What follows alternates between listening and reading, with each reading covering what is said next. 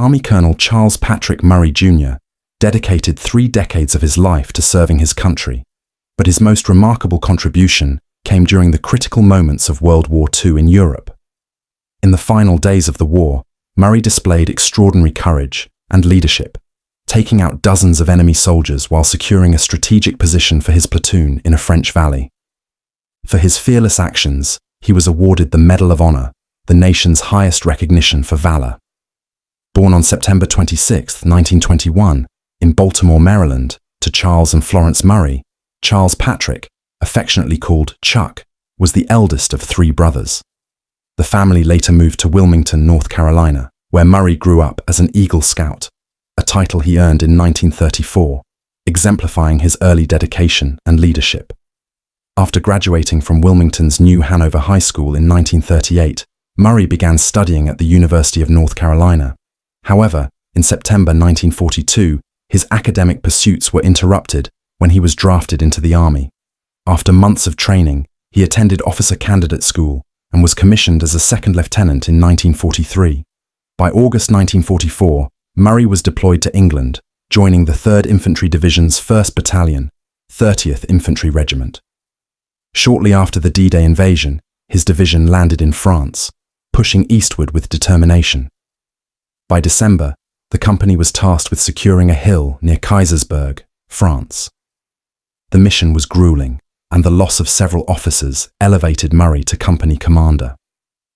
On December 16, 1944, Murray, then a first lieutenant, accompanied one of his platoons on a high-risk mission to block German movement in a valley near the hill. As they descended a narrow trail, Murray spotted about 200 enemy soldiers hidden along a sunken road. The Germans were pouring relentless mortar, bazooka, and machine gun fire onto American troops on a ridge who could not see the enemy. Recognizing the overwhelming odds, Murray instructed his platoon to stay back and take cover while he crawled alone to a vantage point. From his position, he radioed for artillery fire on the enemy. Unfortunately, the first barrage missed its target, and his radio then failed. Refusing to back down, Murray returned to his platoon, grabbed grenades and a launcher, and advanced again. As he fired, the enemy focused their fire on him, but he pressed on, launching grenades until he exhausted his ammunition. Undeterred, he returned to his platoon, retrieved an automatic rifle, and moved to his exposed position once more. For hours, Murray fired burst after burst, with 2 soldiers resupplying him with ammunition. In total, he fired approximately 2,000 rounds, destroying a truck carrying German mortars and inflicting heavy casualties on the enemy. Murray's actions killed 20 enemy soldiers and injured many others. With the support of US mortars, which he helped direct, an additional 50 enemy soldiers were taken out. The chaos forced the German forces to retreat toward a creek. Murray rallied his platoon, advancing down the trail to secure a bridge and create a roadblock. Along the way, he captured 10 German soldiers hiding in foxholes. One of them, pretending to surrender, threw a grenade, injuring Murray and several others. Despite his wounds, Murray refused to let his troops retaliate, taking the soldier hostage instead.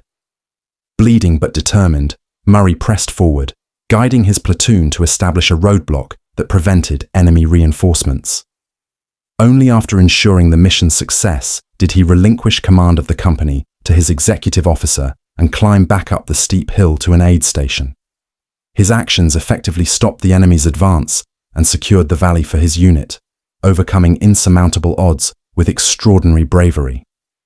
Murray's injuries required hospitalization, but by Christmas, he was eager to rejoin his troops. To avoid reassignment to another unit, he improvised. Finding a uniform that fit him, he hitched a ride in an ambulance to his division's location. From there, he made his way to his company, reuniting with them just before the new year. His company held their position until replacements arrived on January 1st, 1945.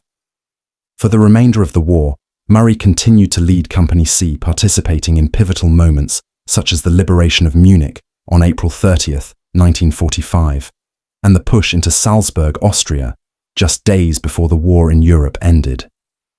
Murray learned in February 1945 that he had been recommended for the Medal of Honor, but he doubted it would happen, as nominees were traditionally sent to the rear for safety, which he was not.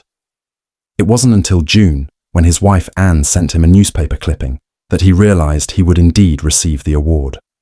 On July 5, 1945, at a ceremony in Salzburg, Austria, Murray was presented with the Medal of Honor by Lieutenant General Jeffrey Keyes. After the war, Murray returned to the University of North Carolina, completing his degree in 1946. That September, he resumed active duty, later earning a master's degree in international affairs from George Washington University. Over the years, he held various command posts, including during the Vietnam War, where his two sons also served. He retired as a colonel in 1973 after 30 years of distinguished service. Settling with his family in Columbia, South Carolina, Murray worked for a decade as a senior planner for the state's corrections department. In retirement, he devoted himself to veterans' causes, often speaking to students about the importance of service and sacrifice. Charles P. Murray Jr. passed away peacefully on August 12, 2011, just weeks shy of his 90th birthday. He was laid to rest at Arlington National Cemetery, leaving behind a legacy of courage, humility, and unwavering dedication to his country.